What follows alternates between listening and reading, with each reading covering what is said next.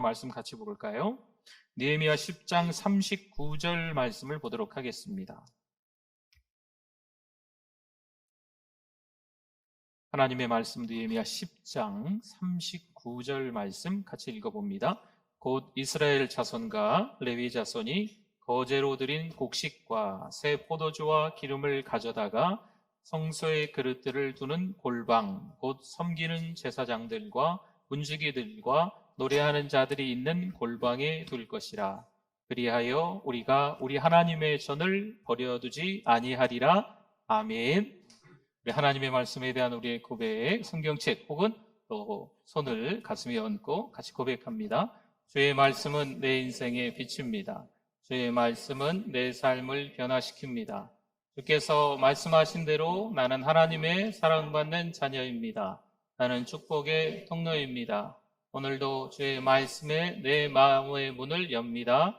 말씀하여 주옵소서. 듣고 깨닫고 말씀대로 살겠습니다. 아멘. 네. 오늘 우리 은혜 찬양대 찬양을 들으니까 얼굴이 같이 이렇게 펴지시는 것 같아요. 그렇죠? 네네. 오늘 이 시간에 마음도 여시고 눈도 여시고 입도 여시고 귀도 여시고 또 얼굴도 환하게 이렇게 밝은 표정으로 해서 또 예배자, 또 하나님의 말씀 듣는 우리 모두가 되기를 바랍니다. 우리 옆에 분들, 앞뒤 분들 보시고 정말 오래간만에 만난 분, 그렇죠? 네, 오래간만에 만나면 반가우시잖아요. 네, 그 반갑다라는 표현을 옆에 분, 앞뒤 분들하고 하실 겁니다. 우리 같이 인사 나누겠습니다. 반갑습니다. 아이고, 할렐루야. 네, 은혜 많이 받으세요. 잘 오셨습니다. 네.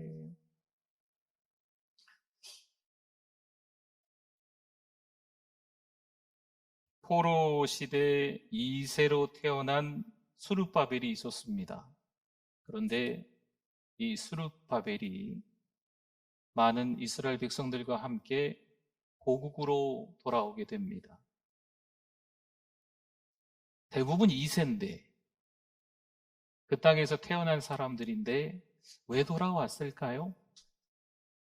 또한 포로 시대 2세로 태어난 에스라와 또 많은 사람들이 고국 예루살렘으로 돌아옵니다. 도대체 이들이 왜 돌아올까요? 그들이 돌아오는 땅은 이미 황폐해버려 살 수가 없습니다. 황폐화된 지 벌써 수십 년째입니다. 그 후 13년이 지났을까요? 다시 고국으로 돌아오는 포로 시대의 2세로 태어난 사람이 있습니다. 그는 아마도 어릴 적에 따돌림을 당하며 성장했겠지요. 커서는 온갖 차별 대우를 다 받았을 것으로 생각들어집니다. 하지만 하나님은 페르시아에서의 그를 그냥 지켜만 보고 계시지는 않았습니다. 따돌림을 당하고 차별 대우를 받을 때 그가 뭘 했는지 아십니까? 하나님께 기도했습니다. 하나님, 이 사람들 앞에서 하나님의 은혜를 입게 하옵소서. 느헤미야 1장 11절 말씀에 주여 구하오니 귀를 기울이사 종의 기도와 주의 이름을 경외하기를 기뻐하는 종들의 기도를 들으시고 오늘 종이 형통하여 이 사람 앞에서 은혜를 입게 하옵소서 하였나니 그때 내가 왕의 술관원이 되었느니라. 아멘. 이때 한 번 기도했을까 하는 거죠. 아닌 것 같아요. 기도가 삶이 되어 어릴 적부터 기도를 해왔던 것으로 보여집니다. 결국 누구도 따돌리지 못하고 차별하지 못하는 왕의 채찍근이 되어 이방 땅에서 파란만장한 세월을 겪으며 높은 지위에 올라가게 됩니다. 아무래도 고통의 세월이 있었지 않았을까요? 그러나 그 세월들 속에서 좀 다듬어지고 깎여지고 녹여지면서 연단의 시간들이 되지 않았을까요? 하지만 지금은 왕의 생명을 지키는 고위 관리가 되어 있습니다. 그런데 일장에서 좀 머물러 있으면 좀 당황스러운 단어가 좀 나옵니다. 내가 이런 말들이 생각보다는 좀 많습니다. 11절밖에 되지 않는데 한 10번 이상 정도 나오는 것을 볼 수 있어요. 여기서 나는 느헤미야입니다. 나라는 말을 사실 즐겨 쓰는 사람들이 있어요. 내가 말이야, 나는 말이야. 다는 그렇지는 않겠지만 일부의 어떤 사람들은요, 에고이스트라고 합니다. 남은 생각하지 않고 자기의 이익만을 꾀하는 사람인 거지요. 그럼 느헤미야가 그런 사람으로 지금 말하는 걸까요? 또는 나르시시즘에 빠져 있는 사람이라고 말을 합니다. 자기 자신을 너무 사랑하는 거죠. 근데 이 사랑이 조금 틀린 거예요. 병든 자기애인 거죠. 그렇다면 우리가 느헤미야를 다시 생각해야 할까요? 느헤미야 부흥회를 통해서 느헤미야가 어떤 사람인지에 대해서 이미 많은 집회를 통해서 은혜를 나누었는데 1장으로 다시 돌아갔더니 느헤미야가 이 정도밖에 안 됐네. 자기밖에 모르는 사람이었구나 라고 생각해야 할까요?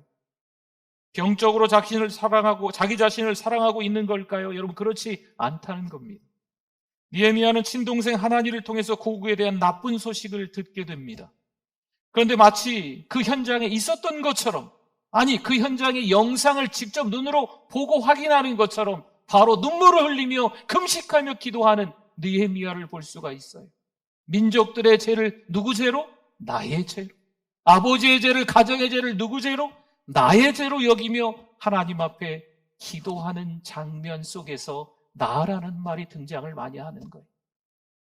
하나님을 망각하고 여기까지 동족이 포로로 끌려온 것을 그 느헤미야는 잘 알고 있었어요. 물론 시간이 약이겠지요. 세월이 지나면서 문제가 저절로 해결될 때도 많이 있습니다. 여러분 보세요. 그렇게 되면 하나님의 은혜를 알까요?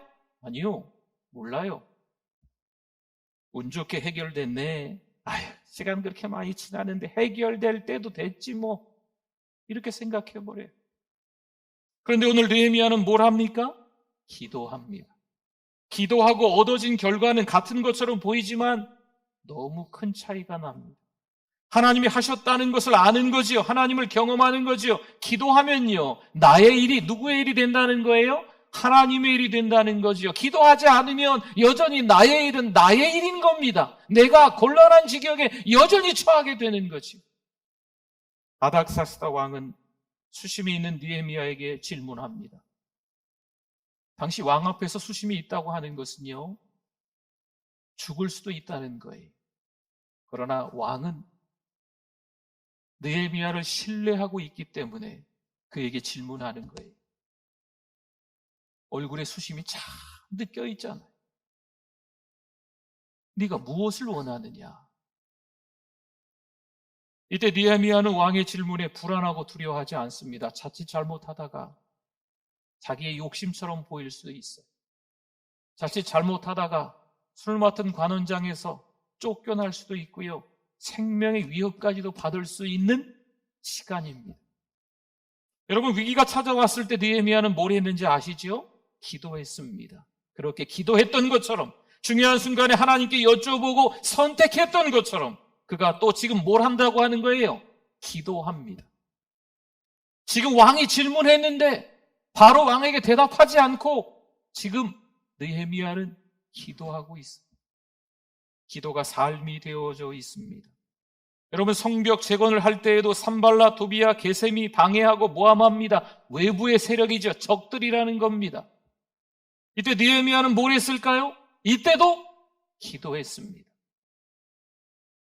여러분, 기도하셔야 될 줄 믿습니다. 교회 오셔서 기도하시잖아요. 교회 오시면 제일 먼저 예배실에 앉아서 하나님 저 왔어요. 기도하시잖아요. 여러분, 집에 들어가셔서 기도하십니까? 집에 들어가셔서도요, 기도하세요. 하나님 이제 집에 돌아왔어요. 여러분 혹시 카페에 커피 마시러 갑니까? 그 자리에 앉아서도 기도하세요. 하나님 저 커피 마시러 왔어요. 농담하는 게 아니에요. 직장에 가셔서 여러분이 앉을 자리가 있거나 서 있어야 될 자리가 있으면 그곳에서 기도하세요. 하나님 저 직장에 왔어요. 기도가 삶이 돼야 될 줄 믿습니다. 교회에 뭘 그렇게 자주 오라 그러는지 모르겠네. 그냥 일주일에 한 번만 가. 우리의 가족이, 때로는 우리의 지인이 우리에게 이렇게 말하는 거죠. 이것저것 다 귀찮으니까 일주일에 한 번만 가자.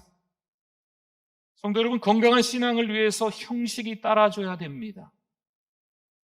내용물을 담기 위해서는 그릇이 필요하다는 거죠.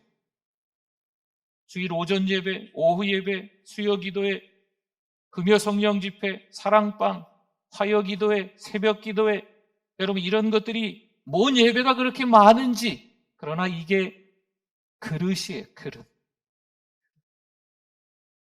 괜히 형식적으로 예배 숫자만 많은 것 같죠? 물론 그러그러 저러저러 해서 예배 숫자를 줄여가는 교회들도 있기는 합니다.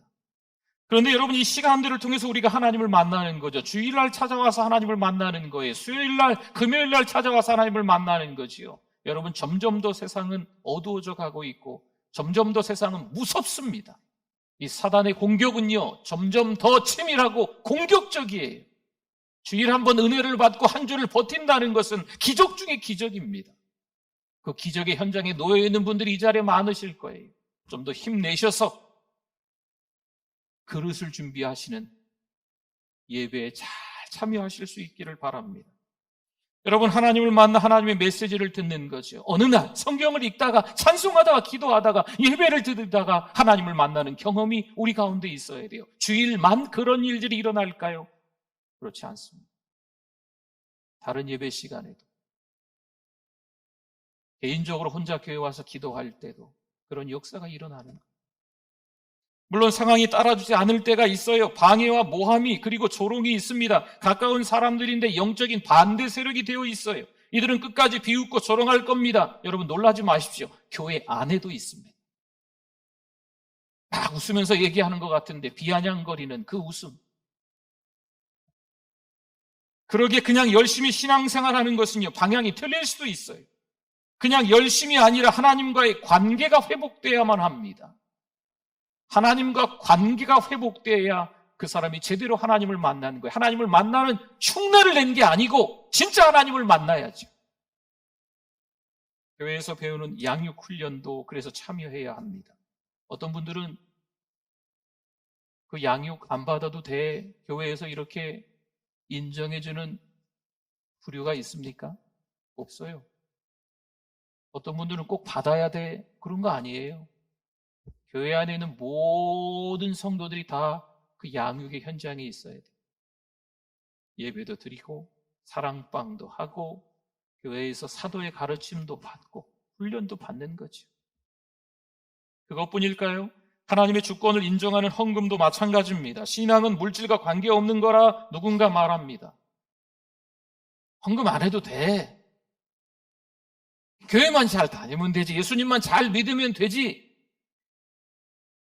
신앙생활 잘 하시는 분들 가운데 이렇게 이야기하시는 분들이 있어요. 그 가운데는 교회의 리더들도 있습니다. 하지만 그렇지 않습니다. 마태복음 6장 19절과 21절의 말씀을 보니 너희를 위하여 보물을 땅에 쌓아두지 말라. 거기는 좀과 동록이 해하며 도둑이 구멍을 뚫고 도둑질하느니라. 오직 너희를 위하여 보물을 어디 쌓아두라? 하늘에 쌓아두라. 거기는 좀이나 동록이 해하지 못하며 도둑이 구멍을 뚫지도 못하고 도둑질도 못하느니라. 내 보물이 있는 그곳에는 뭐가 있어요? 내 마음도 있느니라. 아멘. 교회를 그렇게 오래 다녀도 헌금하지 못하는 분들이 있어요. 먹고 살기 힘들어서 그럴 수도 있겠지요. 헌금할 이유를 찾지 못하는 거지요. 교회에 대한 애정이 없는 것 같습니다. 하나님의 것을 인정하지 않는 거지요. 모든 것이 하나님의 것이며 하나님께서 이끌어주신 하나님의 절대 주권을 인정한다면 내가 지금 가진 게 없어도 하나님 앞에 드릴 수 있는 믿음이 생기는 거예요. 하나님께 드리는 것보다 다른 데 쓸 때가 더 급한 데가 있는 거지. 기분 좋으면 하고 기분 나빠. 그 이유로 하나님 앞에 드리지 못하는 거죠. 여러분, 이게 현대인들이 교회를 다니는 특징 중에 하나입니다. 고린도후서 9장 7절 말씀에 각각 그 마음에 정한 대로 할 것이요 인색함으로나 억지로 하지 말지니 하나님은 어떻게 내는 자를요? 즐겨내는 자를 사랑하시느니라. 아멘. 내키지 않으면 할 수 없죠. 억지로는 할 필요가 없습니다. 그런데 누군가를 좋아하면 내 시간도 내 몸도 내 물질도 여러분 어때요? 아깝지 않습니다. 내가 하나님을 좋아하는데 주일 예배 한 번 나오는 것으로 만족합니까? 여러분, 누군가와 교제를 하는데 그냥 한 달에 한 번, 일주일에 한 번 만나는 걸로 만족할까요? 아니에요. 좋으면 또 보고 싶어요. 자꾸 보고 싶어요. 하나님과의 관계도 마찬가지입니다.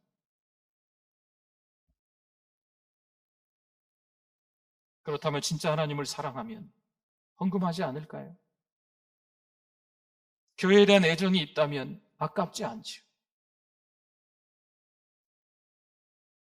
시편 78편 10절과 11절 말씀에 봅니다. 그들이 하나님의 언약을 지키지 아니하고 에브라임 지파 얘기입니다. 그의 율법 준행을 거절하며 여호와께 행하신 것과 그들에게 보이신 그의 기이한 일을 어떻게 했다? 잊었도다. 아멘.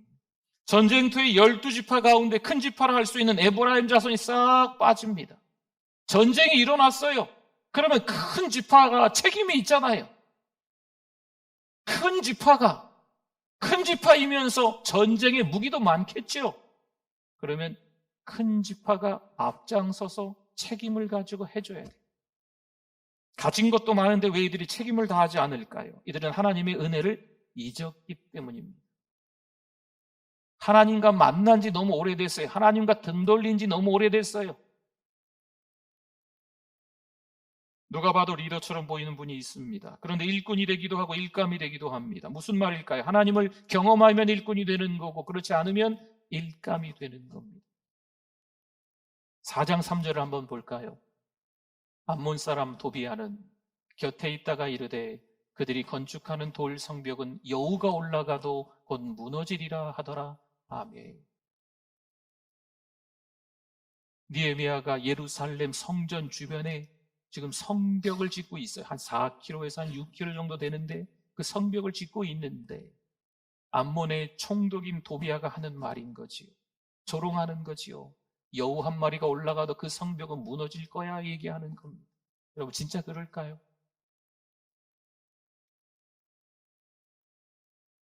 말도 안 되는 소리를 만들어가지고 하는 사람들이 있어요. 진짜 그럴까요? 12장 31절과 32절에 이에 내가 유다의 방백들을 성벽 위에 오르게 하고 또 감사 찬송하는 자의 큰 무리를 둘로 나누어 성벽 위에 대오를 지어 가게 하였는데 한 무리는 오른쪽으로 본문을 향하여 가게 하니 그들의 뒤를 따르는 자는 호세야와 유다 지도자의 절반이요. 아멘. 두 큰 무리가 성벽으로 올라가서 한쪽은 오른쪽으로 한쪽은 왼쪽으로 성벽을 다 짓고 성벽을 봉헌할 때 지금 하는 장면이에요. 여우 한 마리가 올라가서 무너질 말도 안 되는 얘기잖아요. 지금 무리들이 올라갔는데도 끄떡하지 않는 거죠. 논리와 이성이 중요하지 않을 때가 있어요. 기분 나쁘면 안 합니다. 교회 오지 않습니다. 잘 생각해 보세요. 이건 건강한 신앙인의 모습이 아닙니다. 사람 보고 예수 믿습니까? 트집을 잡고 흠집을 내서 낙심하게 만듭니다.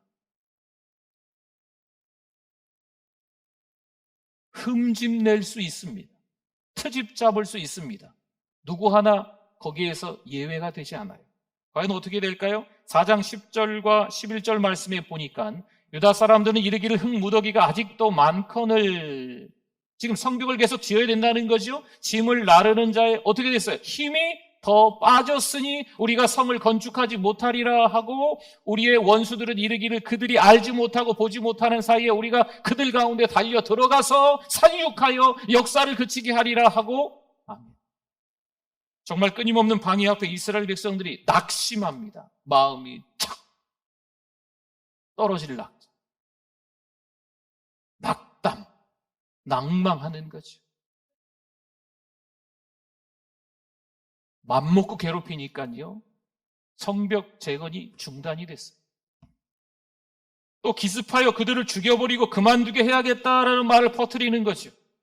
하나님의 진리와는 다른 어리석은 이야기를 하는 사람들도 있습니다. 이야기를 꾸미고 거짓으로 소문을 내는 사람도 있어요. 들을 귀 있는 자는 들을지어다. 여러분 건강한 신앙이 되실 수 있기를 축원합니다. 디모데전서 4장 7절에 우리에게 말씀하죠. 망령되고 허탄한 신화를 버리고 경건에 이르도록 내 자신을 어떻게 하라? 연단하라, 훈련하라 라는 말씀. 여러분 이 말씀에 얽힌 어떤 내용들이 사실 있습니다. 사실 이 말씀은요, 여기서 연단하라, 훈련하라 라고 하는 것은요, 검투사들의 검투 경기장이에요. 검투사들이 그냥 나무 가지고 이렇게 연습하는 것처럼 보이잖아요. 그런데 진짜 그 원형 경기장에 나가서 싸울 때는요, 빨가벗고 실오라기 하나도 안 걸치고 진짜 칼로 싸우는 거예요. 그렇게 연습하라는 거예요. 경건에 이르도록 하나님의 자녀다움을 유지할 수 있도록 거듭난 하나님의 백성으로 살아갈 수 있도록 하나님을 경외하는 사람이 될 수 있도록 생명을 걸고 싸우라는 거예요. 지키라는 거죠. 여러분, 이런 와중에 성벽이 어떻게 될까요? 모든 백성이 자기가 맡은 그 성벽을 재건하는 거예요. 그리고 한마음 한뜻으로 재건하고 이제 연결하려고 하는 거죠. 부모는 자녀들에게 바톤을 잘 넘겨줘야 합니다. 여러분, 이게 연결이에요. 부모가 신앙생활을 잘하고 있는 것처럼 보이는데 자녀들은 엉뚱한 거죠. 부모님들이여 회개할지어다. 회개해야 돼. 나는 신앙생활 참 잘하고 내가 말이야 신앙생활을 말이야. 마리아는 많이 찾아요. 자녀들은 하나님과 전혀 상관없이 자녀들은 또 어떻게 지내는지 연락도 안 되고 이런 경우가 우리 가운데도 있습니다. 신앙의 선배는 후배에게 믿음을 전수해야 합니다. 여러분, 이게 영적 계승입니다. 어떻게 하시겠어요? 부모인 우리만 신앙생활 잘하다가 천국 갈까요? 신앙의 선배들인 우리만 예수님 잘 믿다가 신앙의 후배들 다음 세대를 신경 쓰지 않고 그냥 하나님만 바라보고 살다가 때가 되면 사명이 닿으면 하나님 부르시면 할렐루야 아멘 하면서 그냥 천국 가고 말까요? 아닌 것 같습니다. 자기 욕심 때문에 자기 서운하다고 은혜의 수로를 막아버리면 안 돼요. 은혜는 자녀들에게 흘러가야 합니다. 은혜는 신앙의 후배들에게 흘러가야 돼요. 영적 계승이 이루어져야 됩니다. 우리는 영적 릴레이 경주자입니다. 역사적으로 보면 외부 침공에 의해 망한 나라는 많지 않답니다. 거의 내부의 문제로 붕괴됩니다. 5장 8절을 한번 볼까요? 그들에게 이르기를 우리는 이방인의 손에 팔린 우리 형제 유다 사람들을 우리의 힘을 다하여 도로 찾았거늘 너희는 너희 형제를 팔고자 하느냐? 더구나 우리의 손에 팔리게 하겠느냐 하며 그들이 잠잠하여 말이 없기로 아멘. 백성들은 기근으로 가난해져 집과 밭과 포도원을 팝니다. 심지어 자녀마저 종으로 팔아야 하는 거지요.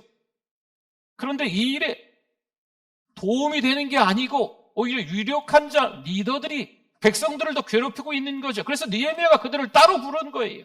따로 불러서 하는 말이 지금 방금 읽었던 말씀입니다.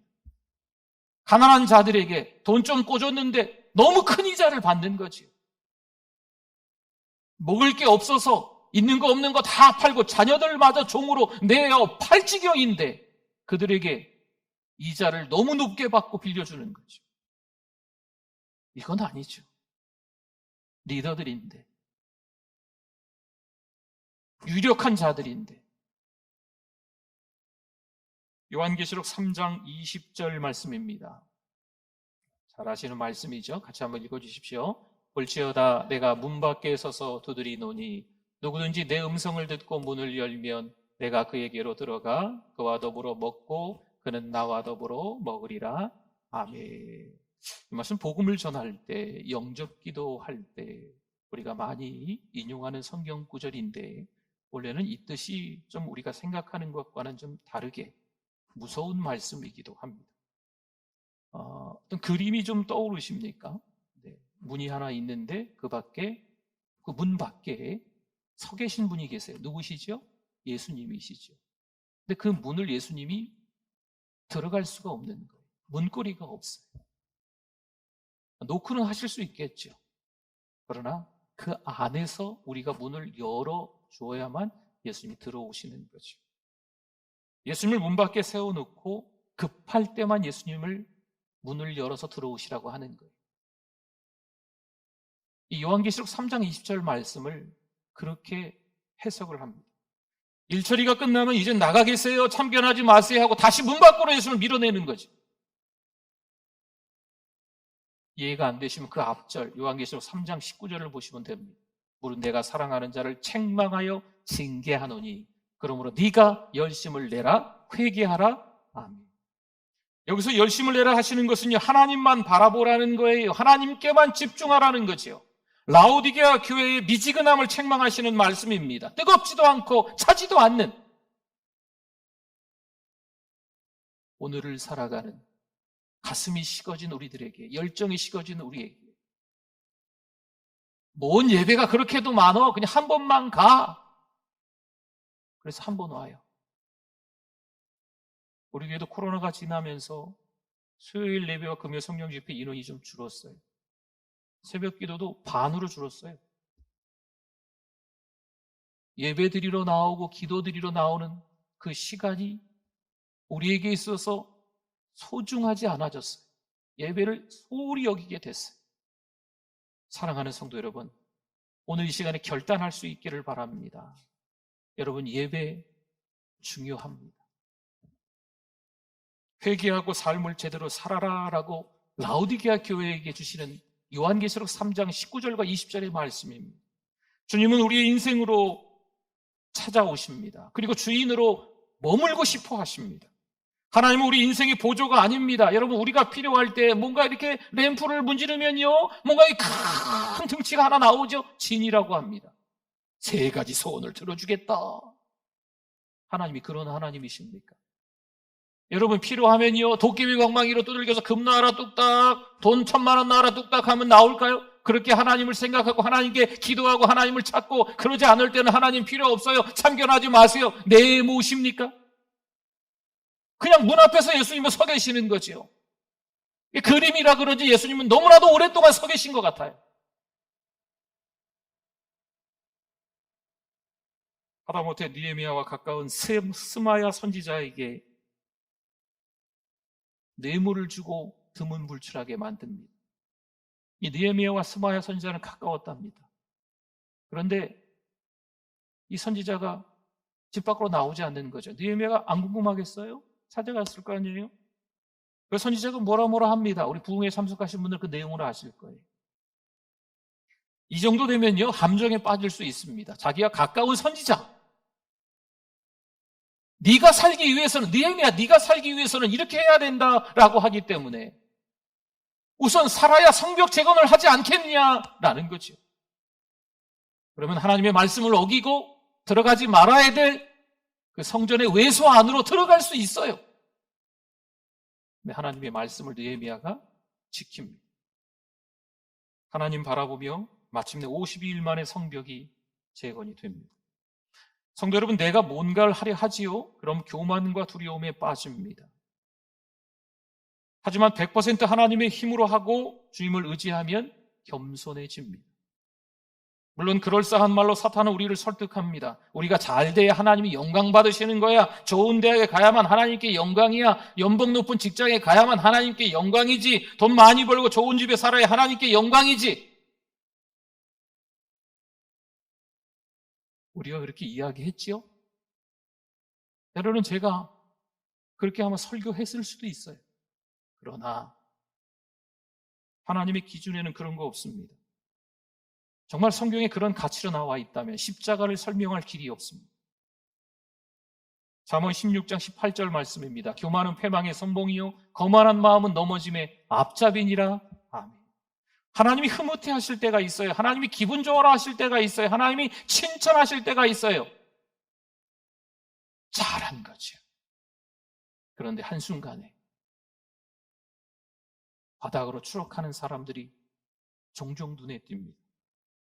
조용히 섬길 때는 몰랐는데 리더가 되고 나서 자신의 생각을 주장하죠. 찬성도 마음에 안 든대요. 기도 소리도 싫대요. 설교 내용도 마음에 안 든대요. 뭔가 트집을 잡고 흠집을 내려는 거예요. 여러분, 교만은 패망의 선봉이요 거만한 마음은 넘어짐의 앞잡이입니다. 새 가족들이 그러실까요? 교회 나오신 지 얼마 안 된 분들이 그러실까요? 아니에요. 목사가 편한 사람, 목사와 가까운 사람, 목사에게 이런저런 말을 해도 될 수 있는 우리 교회 함께 오래 동역한 사람이 그런 얘기를 하는 거예요. 롯이 눈을 들어봅니다. 왜냐하면 삼촌 아브라함이 둘이 같이 지내기에는 양들도 많고 목자들이 많아서 아웅다웅하는 장면을 본 것이고, 야, 조카야, 로사, 너 먼저 선택해라. 눈을 들어보는 거예요. 그랬더니 여호와의 동산 같고 애굽 땅과 같았다라고 하는 말이 나옵니다. 눈에 보이는 화려함과 크기를 하나님의 복으로 착각하는 거지요. 소돔을 하나님의 복으로 이해하는 겁니다. 과연 그 소돔 땅이 축복이었을까요? 여러분 아시잖아요. 소돔과 고모라의 결말을 잘 아시지 않습니까? 화려함과 크기에 속으시면 교만해지고 두려움에 빠집니다. 어깨 으쓱하고 마치 하나님이 나에게 다 잘했어. 너 아니면 어떻게 했겠니? 여러분 이럴 때 겸손해져야 돼요. 에스라의 성경 낭독에 백성들은 귀를 기울입니다. 여러분 말씀을 제대로 들으면요. 문제의 원인을 찾을 수 있어요. 말씀을 제대로 안 들으니까 회개하지 못하는 거지요. 말씀을 제대로 들으면 문제의 원인을 하나님이 깨닫게 하십니다. 이스라엘 백성들은 말씀 앞에 서니까요. 뭘 깨닫는지 아십니까? 예배가 무너졌구나. 이걸 깨달은 거예요. 하나님의 말씀을 듣고 그 가치관으로 주의를 하는 겁니다. 그래야 예배가 회복되어지고 기도가 회복되어지고 찬송이 회복되어지고 말씀을 들음이 회복되어지고 신앙이 회복되어지는 줄 믿습니다. 이스라엘 백성은 고난의 역사 속에서 하나님을 이제 조금씩 알아가고 있는 겁니다. 마태복음 9장 16절과 17절 말씀에 생배 조각을 낡은 옷에 묻히는 자가 없나니 이는 기운 것이 그곳을 당기어 헤어짐이 더하게 되며 새 포도주를 낡은 가죽 부대에 넣지 아니하나니 그렇게 하면 부대가 터져 포도주도 쏟아지고 부대도 버리게 됨이라 새 포도주는 새 부대에 넣어야 둘이 다 보존되느니라. 아멘. 여러분 이건 금식 논쟁에서 비롯된 예수님의 답변에 대한 말씀이에요. 바리새인들은 일주일에 2번씩 금식을 했는데 세례 요한의 제자들은 일주일에 2번 더하기 더 금식을 하는 거지. 근데 예수님의 제자들은 금식을 안 하는 거예요. 왜 예수님의 제자들은 금식을 안 합니까? 라는 질문을 하는 거죠. 당시 종교의 틀로는 예수님을 담아낼 수 없었던 거죠. 그들은 외식주의와 형식주의에 빠져 있습니다. 그래서 주님이 말씀하시는 거죠. 인생 최고의 기쁨의 날인 혼인집에서 신랑과 함께 있는데 어찌 슬퍼할 수 있겠느냐? 라고 예수님이 답변하시면서 그 뒤에 이어지는 말씀이 이 생배조각과 새포도주에 대한 말씀인 거예요. 생배조각은 가공되지 않은 천연 옷감입니다. 이걸 낡은 옷에 붙이면 옷을 못 쓰게 됩니다. 당시 종교적 현실에 조금만 개선하면 될 거야. 이게 안 된다는 거지요. 너무 신앙이 함몰되어 있어요. 제로 포인트로 떨어져 있는 거예요. 그래서 조금 신앙생활 이제 그냥 흉내내면 이제 좋아지겠지. 아니에요. 여러분 이게 그들만의 현실이 아니고 우리들의 현실이라고 생각하고 한국교회를 비난하고 목회자들을 헐뜯고 이런 거에서 멈추고 이제는 우리가 회개해야 될 때인 줄 믿습니다. 기도해 주셔야죠. 새 포도주는 발효되기 시작한 포도주입니다. 낡은 가죽 부대는 수분이 빠지면서 얇고 딱딱해집니다. 그럼 낡은 가죽 부대에 새 포도주를 넣으면 어떻게 될까요? 성경에도 나왔지만 여러분 예상한 대로 부대가 터져 포도주가 쏟아지고 부대도 버리게 됩니다. 이유는 아시겠죠? 유대인들이 주님 앞에 무서운 질책을 받았던 이유가 뭘까요? 내용을 빼놓고 형식만 붙들고 있기 때문입니다. 여러분 형식이 틀렸다. 형식은 버려야 된다. 이런 내용이 아니에요. 예수님을 버리고 껍질만 중요하게 생각하고 있다는 거지요. 내용물을 담아내려면 그릇이 있기는 해야 돼요. 주님은 새 술은 새 부대에 넣어라 말씀하십니다. 좀 안타까운 건 결혼들을 잘 안 해요. 그리고 결혼해도 자녀들을 잘 낳지 않습니다. 산부인과가 하나둘씩 동네에서 사라지고 있다네요. 유치원이 또 초등학교가. 물론 무슨 이렇게 도시를 새로 이렇게 짓고 이렇게 하는 데는 괜찮겠지만 그렇지 않은 지역에는 사라져가고 있습니다. 안타까운 현실이죠. 우린 괜찮을까요? 그렇게 되면 여러분 예배드리는 성도들이 사라지고 있습니다. 신앙생활을 잘했던 분들인데 그까지 바이러스 때문에 이제는 교회에 오지 않습니다. 아직 교회 오셔야죠. 가야죠, 목사님. 목사님, 코로나가 더 번졌대요. 그래서 교회 못 오신대. 목사님, 제가 갈 수가 없어요. 집안에 이만저만한 사정이 생겨서 갈 수가 없어요. 지금 주일뿐만이 아니고 수요일, 금요일, 기타 등등 여러 예배를 함께 참석해야 된다고 제가 말씀을 전하고 있지만 주일 하루조차도 교회에 나오기 어려운 분들이 너무 많아졌어요. 종교는 기독교랍니다. 가끔 나왔었대요.